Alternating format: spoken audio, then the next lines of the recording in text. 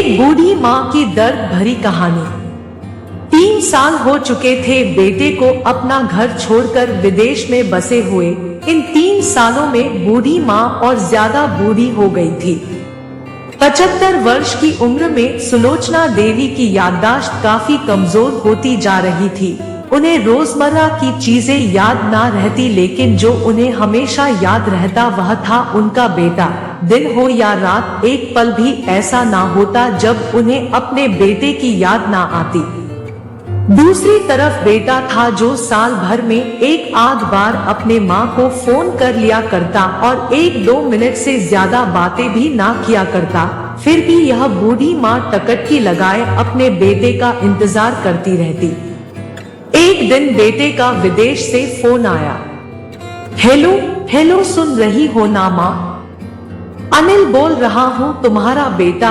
कैसी हो माँ? मैं ठीक हूँ बेटा, तुम बहू और मेरा पोता कैसा है? माँ ने पूछा।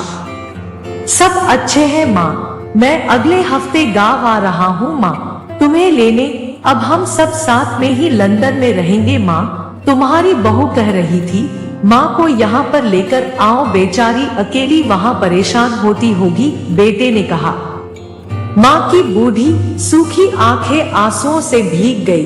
उसके कमजोर शरीर के नस नस में खुशी की लहर दौड़ गई। बेटे और बहू का अपने प्रति प्रेम देखकर माँ का मन खुशी से भर आया। बेटे ने आगे कहा, माँ तैयार रहना माँ, मुझे ज्यादा दिन छुट्टियाँ नहीं है। जिस से जितने पैसे लेने हैं लेकर रखना, तब तक मैं प्रॉपर्टी डीलर से बात कर लेता हूँ। घर के लिए माँ ने पूछा। हाँ माँ, गांव का घर हमें बेच देना पड़ेगा। अब हम साथ में ही रहने वाले हैं तो वहाँ पर घर रखने का कोई मतलब नहीं है माँ, बेटे ने कहा। बुढ़ापे की वजह से ठीक से चलने में असक्षम माँ ने पूरे मोहल्ले में घूम घूम कर अपनी इस खुशखबरी को सबको सुनाया। सभी को खुशी हुई, सबको लगा माजी के आखिरी दिन अपने परिवार के साथ खुशी से बीत जाएंगे। घर वापस आकर माँ ने अपने घर के कोने कोने को ऐसे देखा जैसे वह अपने दूसरे बेटे को देख रही हो। देखे भी क्यों ना, उस घर को अपने बेटे से कम थोड़ी समझा था। अपने पति के साथ 40 साल यही तो बिताए थे, लेकिन अब मजबूर थी बुढ़ापे के आखिरी साल बेटे और बहू के साथ बिताना चाहती थी। दिल पर पत्थर रखकर घर बेचने के लिए माँ तैयार हो गई। आनन फानन में बेटे ने घर को आधे दामों पर बेच दिया। माँ ने ज्यादा नहीं, लेकिन जिन चीजों से दिल लगा था उन चीजों को समेटा और बेटे के साथ टैक्सी में बैठकर एयरपोर्ट के लिए चली गई। एयरपोर्ट पर आकर बेटे ने माँ से कहा, माँ तुम यहाँ बेंच पर बैठो, मैं सामान और बोर्डिंग पास की जांच करा कर आता हूँ। वहाँ वक्त लगता है और खड़ा रहना पड़ता है, तुम्हें तकलीफ होगी, तुम यही आराम करो। मैं यूं गया और यूं आया। माँ बेंच पर बैठ गई और बेटा अंदर चला गया। काफी समय हो गया, बेटा वापस नहीं लौटा। माँ सोचने लगी, ज्यादा भीड़ होगी इसलिए देर लग रही होगी। अंधेरा होने को आया, अब तो लोगों की चहलकदमी भी कम होने लगी। माँ को अब चिंता होने लगी। एक कर्मचारी ने आकर पूछा, किससे मिलना है माजी आपको? यहाँ पर क्यों बैठी है?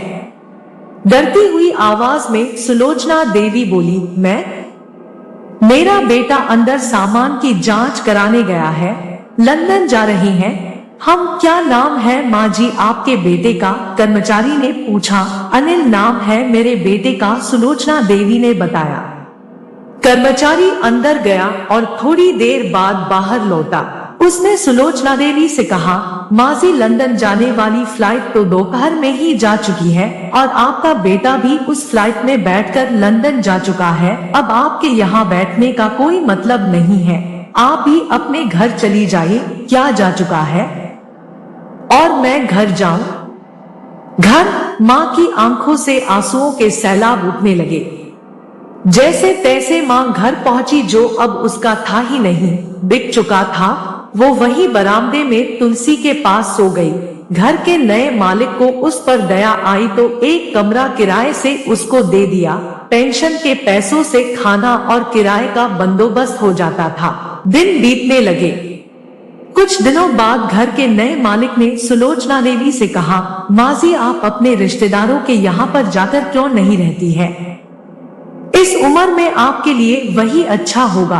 अच्छा तो होगा, लेकिन अगर मेरा बेटा वापस आया तो उसका ख्याल कौन रखेगा?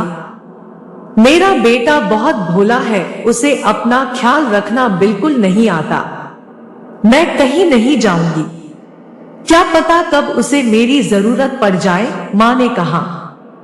दोस्तों, सच बता रहा हूँ, माँ की ऐसी बातें सुनकर मेरी आंखों में आंसू आ गए। किसी ने सच ही कहा है, पूत कपूत हो सकता है, लेकिन माता कभी कुमाता नहीं होती।